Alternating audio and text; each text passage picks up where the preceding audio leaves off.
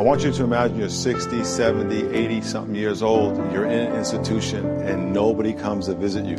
All the people you know are either dead and gone and you're there all alone. 60% of all the people in those homes get no visitor.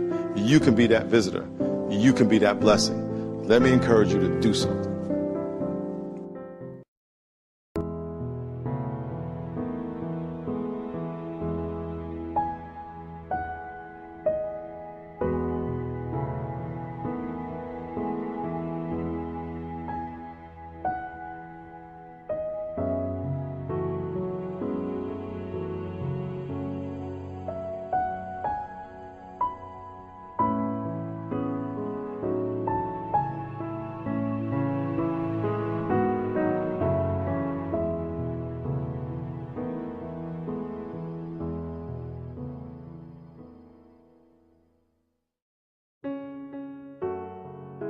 I mean, a lot of times, the only spark that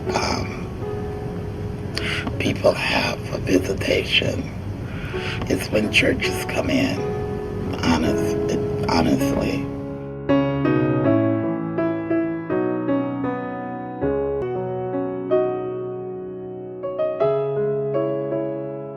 Lifeline was founded in February of 2000. God spoke to my heart and put a lot of people on my heart, people that are suffering out in these homes, wherever the Lord will call us. So it's not just convalescent. My name is Dennis. I'm 55 years old, and at 18 months after birth, I was diagnosed with cerebral palsy. I've been in a lot of hospitals before. I will have been at this facility coming up on 2 years. I've had friends in my position who have committed suicide, and it's difficult. I'm a mechanical engineer, master mechanic. A master mechanic? I got a doctor's degree in internal combustion. I used to skate, play tennis, swim, bicycle, nothing more. I need friends. We all need friends in there. My name is Reaper Nebraska Collins. There's one lady that was in my room, her family. She'd been there like 10 years. And not one time had her family come to see her. And she got sick and they sent her out and she died in the hospital. Going to this ministry, I was told that, you're going to see life as it is. The full cycle right in front of you, and you're going to have moments where you're very close to some of them, and they're going to pass, and it's going to tug at your heart, and there's many, many emotions that you're going to feel. So the changes that I've seen, not just in the staff, but our presence has really, really enhanced the quality of life, what's left for these patients. And that's the one thing that I've had to remind myself when I go in there sometimes, and to remind myself that we are making a difference. We're a blessing to them. I've seen a lot of happy people, but same time sad people. But you can tell, and on their face when you go in the room, that they seem a little bit more like it lifts their spirits up, or they feel like someone actually cares about them. So I've seen God work just in amazing ways by just visiting with folks. Since a lot of them don't get visitors, it's so nice to have them say thank you.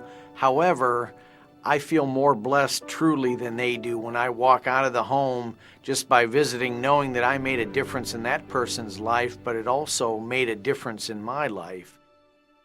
I think it was reaching out to people who are just lonely and alone and kind of forgotten in the world.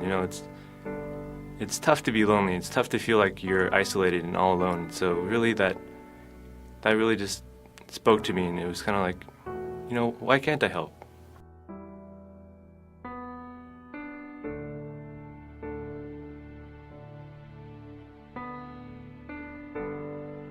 Feel like they're very secluded from modern society. In our society, in our culture, age is not appreciated anymore. It used to be. Now it seems like people have lost the value of people.